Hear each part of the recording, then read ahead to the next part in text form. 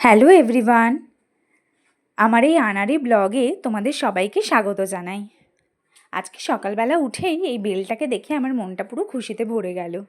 দেখি মা আয়োজন করছে বেলের শরবত করবে বলে। আচ্ছা, এই বেলের শরবত খেতে কারা কারা পছন্দ করো আমাকে একটু কমেন্ট করে জানিও তো। তো রান্নাঘরে গিয়ে দেখি মোটামুটি বেলের শরবতের প্রিপারেশন অলমোস্ট রেডি। সেখানে মা একটুখানি নুন আর একটুখানি মিষ্টি দিচ্ছে যাতে টেস্টটা আরও বেশি সুন্দর হয়। তো এবার আমি রেডি হয়ে অফিস যাওয়ার উদ্দেশ্যে বেরিয়ে পড়েছি। অফিসে আমি সাথে করে বেলের শরবতটাকে নিয়ে গেছি, জানি খাবো আর বসে বসে কাজ করব। দেখো আমার মুখে আর হাসি যেন বন্ধ হচ্ছে না।